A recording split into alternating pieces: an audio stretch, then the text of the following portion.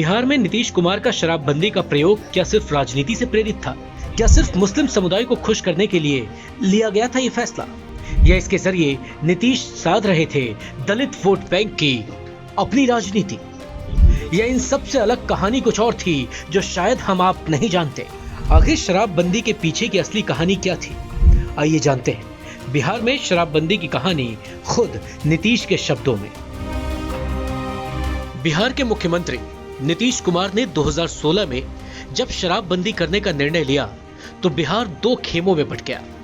एक तरफ जहां उनके इस निर्णय का बिहार में दलित और पिछड़े वर्ग की महिलाओं के साथ साथ एक बड़े जनमानस ने पुरजोर समर्थन किया, तो वहीं एक बड़ी तादाद में आम लोगों के साथ ही विपक्षी नेताओं ने इसका जमकर विरोध करना शुरू कर दिया। विरोध करने वालों ने यहां तक कहा कि नीतीश कुमार महापुरुष बनने के चक्कर में बिहार को बर्बाद कर रहे हैं। ये भी कहा गया कि 2019 और 20 के विधानसभा चुनावों के मद्देनजर राजनीतिक लाभ की मंशा से मुसलमानों को खुश करने के लिए नीतीश कुमार तुष्टीकरण की राजनीति कर रहे हैं, क्योंकि इस्लाम में शराब पीना हराम माना जाता है। इसके बाद जब बिहार के अलग अलग हिस्सों से जहरीली शराब से हुई नुकसान की खबरें आने लगी, तब नीतीश पर यह आरोप भी लगने लगे कि नीतीश के नेतृत्व में चल रही महागठबंधन की सरकार जिन पिछड़े और दलित वर्गों की हितैषी होने का ढिंढोरा पीटती है, सबसे ज्यादा क्षति उन्हीं के जीवन को हो रही है। क्योंकि शराबबंदी की वजह से जहरीली शराब पीकर वो जान गंवा रहे हैं। इस तरह नीतीश के इस निर्णय पर बवाल मचता रहा। आलोचना इस बात की भी हुई कि नीतीश के इस अव्यवहारिक फैसले से पहले से ही आर्थिक रूप से कमजोर बिहार सरकार को भारी राजस्व का नुकसान उठाना पड़ेगा। लेकिन इन सब के बीच मौन साधे नीतीश अपने निर्णय पर अटल रहे, क्योंकि नीतीश कुमार ने शराबबंदी का जो फैसला लिया था वो फैसला अचानक लिया गया कोई प्रशासनिक निर्णय भर नहीं था। नीतीश को करीब से जानने वाले कहते हैं कि शराबबंदी के फैसले के पीछे नीतीश के जीवन का अपना एक निजी अनुभव और कुछ दुखद घटनाएं भी थी। वो घटनाएं जिन्हें नीतीश ने अपने स्कूली जीवन से लेकर इंजीनियरिंग की पढ़ाई के दौरान देखा और महसूस किया था। उन्हीं घटनाओं की टीस कहीं ना कहीं नीतीश के भीतर छुपी थी। इस बारे में सीएम नीतीश के जीवन पर लिखी गई उदयकांत की किताब के एक अंश में यह बताया गया है कि जब इंटर पास होने के बाद नीतीश कुमार का दाखिला पटना इंजीनियरिंग कॉलेज में हुआ तो उन्होंने कॉलेज छात्रावास में रहने की बजाय शहर के मुसल्लापुर स्थित कृष्णा लॉज में रहना तय किया।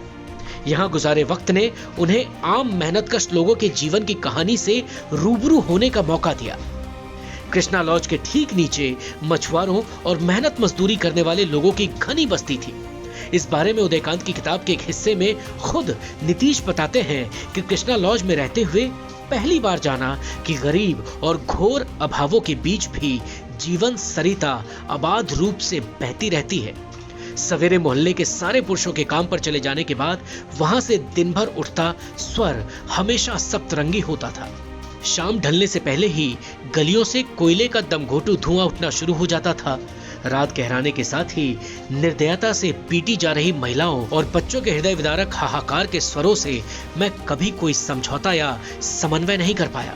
प्रायः रोज शाम को शराब के नशे में धुत घर लौटा हर पुरुष अपने परिवार से अकल्पनीय रूप से वहशियाना व्यवहार करता था।